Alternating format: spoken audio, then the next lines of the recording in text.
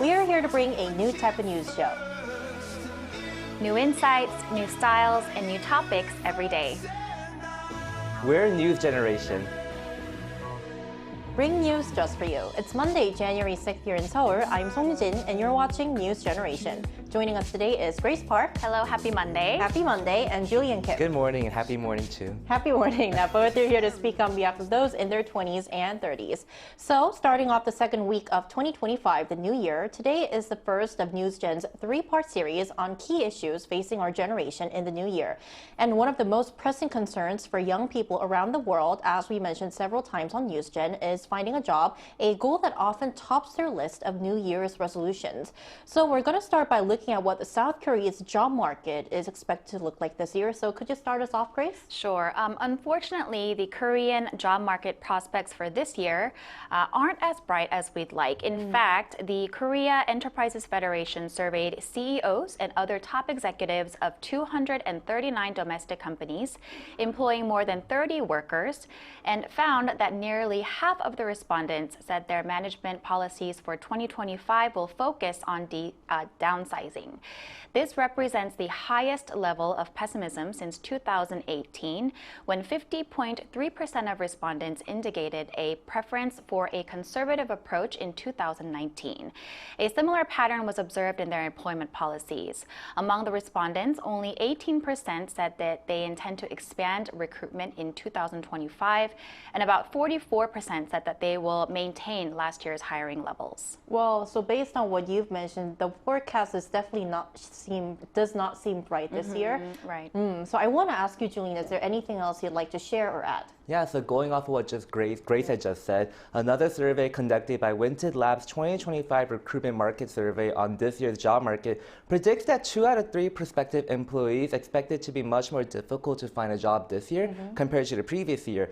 Now, many HR personnel reported that they will prioritize hiring experienced candidates over new graduates. 78.2% of HR managers have predicted that hiring candidates who have more than 4 years of experience would account for about 58.9%.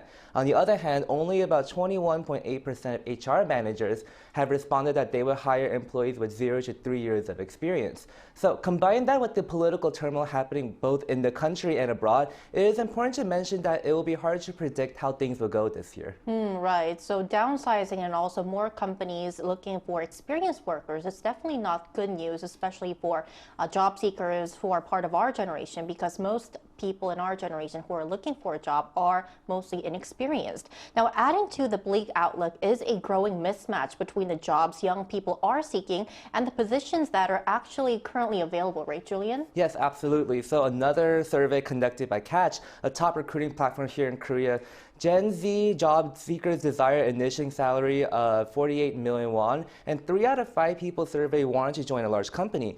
So there are a reason why a majority of young people are looking for employment within a large corporation.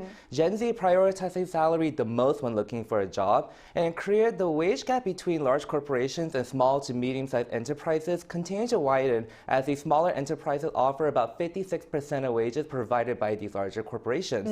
And unfortunately, though, 61% of large corporations are indicating that they're planning to tighten their budget this year. Right. So there is definitely a mismatch here in the Korean job market between employers and employees. Then, Grace, I want to ask you, how big of a problem has this misalignment become, and what do you think is driving this disparity? Yes, so currently in Korean society, the mismatch of the supply and demand of jobs for the younger generation is definitely a problem. And we can see that over the last 10 years, the number of part-time jobs in the labor market have increased significantly. Irregular part-time jobs are more widely available, while unemployed young people are having a harder time finding more of the stable, high-quality jobs that they want. Also, it seems like Gen Z tends to be less willing to compromise their standards for the types of jobs that they want and would rather choose to give up altogether on finding work if it doesn't meet their expectations. So this is a growing issue in Korean society, with the number of unemployed young people reaching 420,000 as of last October. Right. So as we're talking about these challenges that young job seekers are experiencing here in Korea, for a more deeper insight on this topic, we'll be joined by an expert after this short break.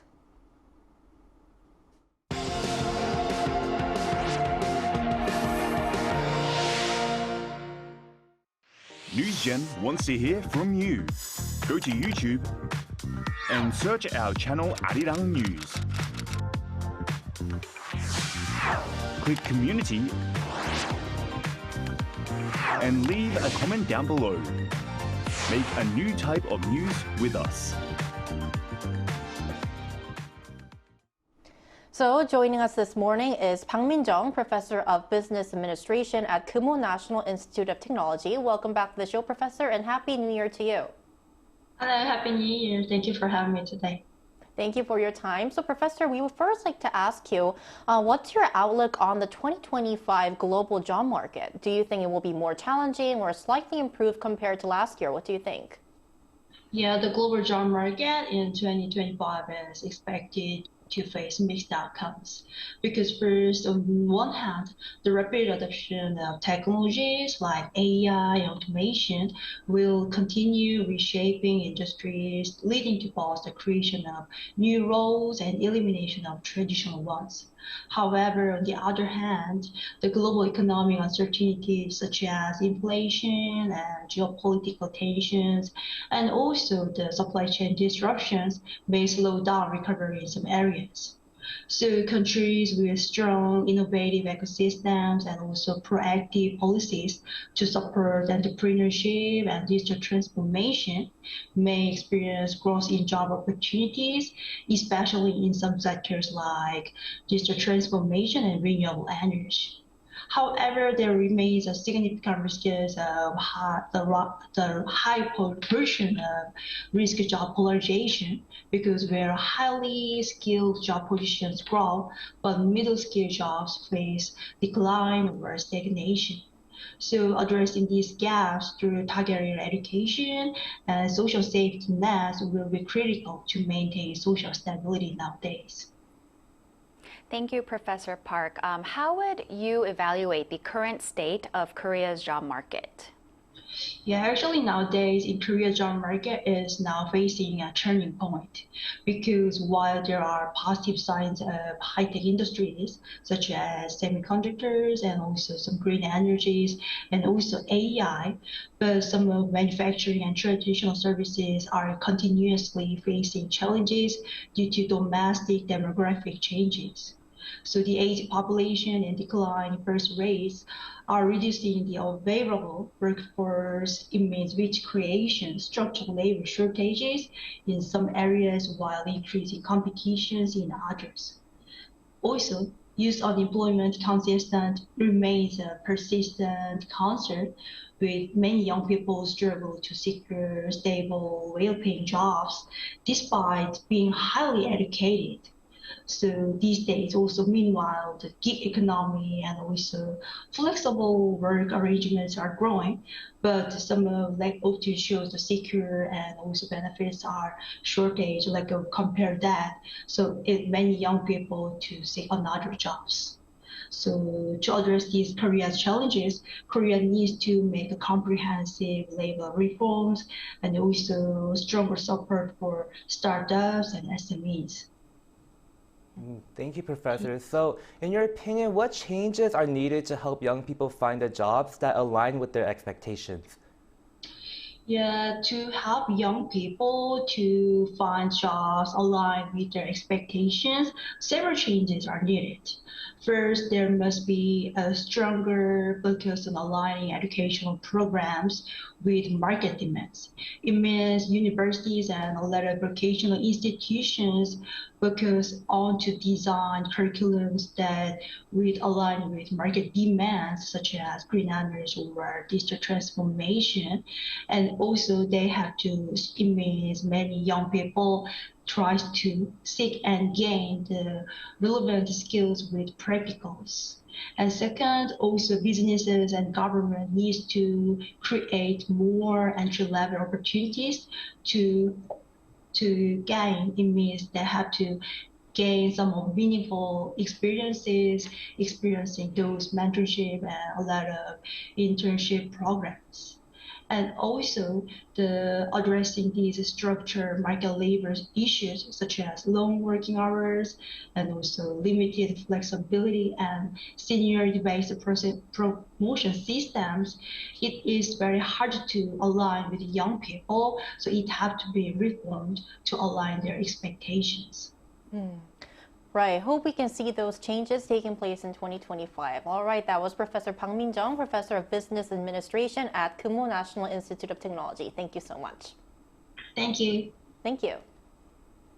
Right, so bringing our discussion back here in the studio, Julian, as someone who's a student preparing to enter the job market, I think that today's topic will feel particularly relevant to you. So I think there are a lot of our viewers who are actually preparing to take their first step in their careers. So could you please share how you're preparing for your future career? Yeah, so definitely. This isn't my first rodeo when it comes to preparing to enter the job market. I graduated my bachelor's back in 2021, and even though it was definitely very stressful to apply for jobs back then, well, fortunately I was able to find a job immediately after I graduated. However, now that I decided to move to Korea, there is now this new hurdle that I haven't had to face since back in the US.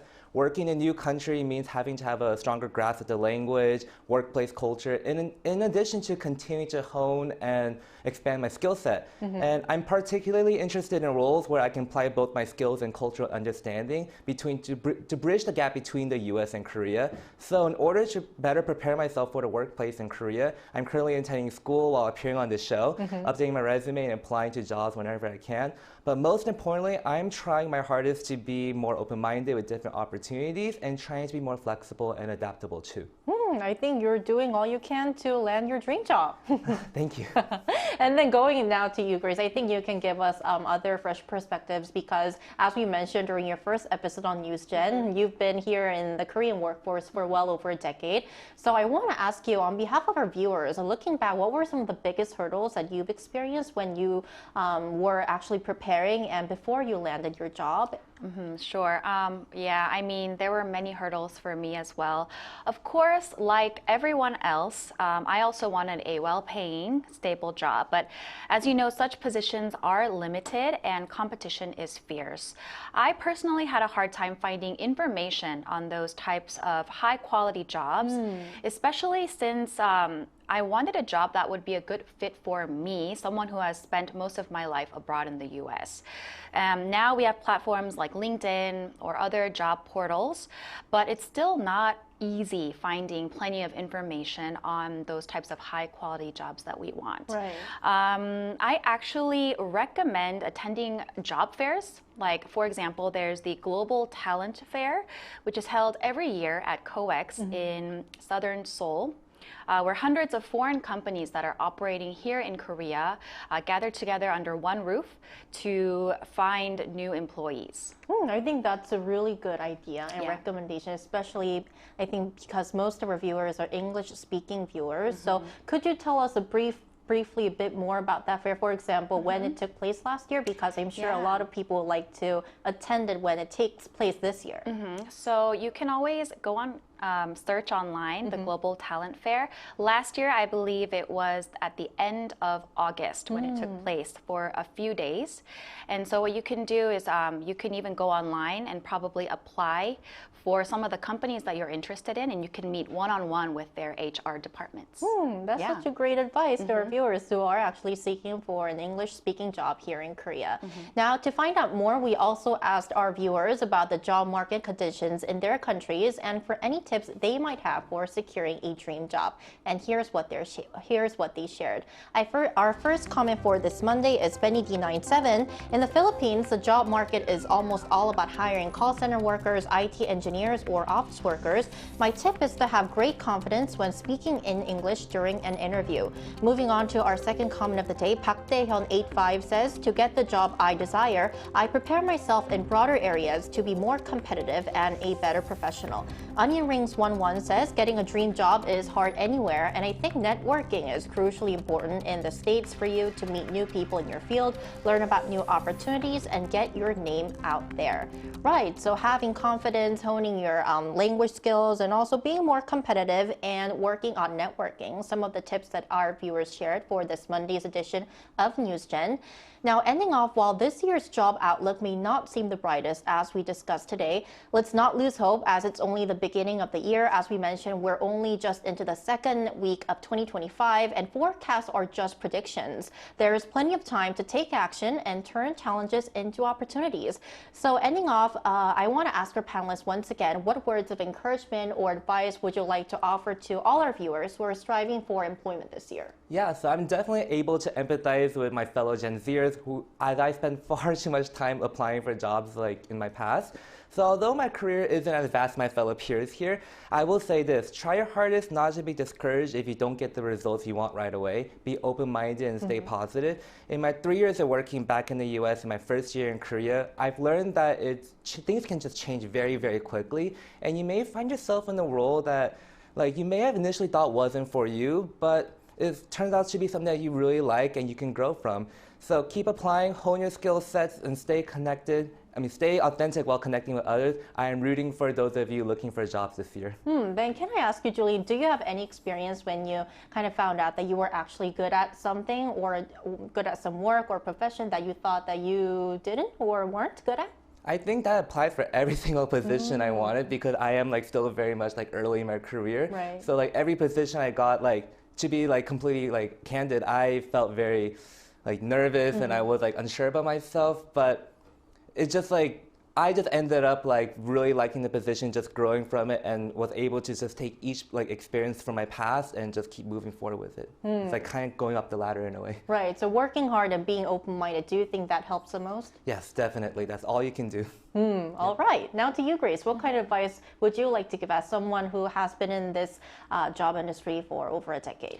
Yeah, I've been in the Korean workforce for over a decade now, and I believe that every job offers a very valuable learning experience. Also, it's important to keep in mind that no job is easy, so I encourage all the job seekers out there to keep submitting your resumes and seize all of the opportunities that come your way. I think it's a great way to kind of narrow down what you really like doing. And who knows, you might be surprised to find that you're really good at doing something that you never thought you would be good at. For example, I didn't think that I would like writing so much. Yeah, but then now that's all I do because I noticed that when I do write a lot, it kind of relieves my stress in a sense, I'm expressing myself. So yeah, I never thought I would like writing this much, but that's basically what I do all day, every day now. And you'd be surprised that you can even enjoy the tasks that you never thought you would. So you just never know until you try. So I encourage all the job seekers out there to continue just trying new things until you find something that you really like.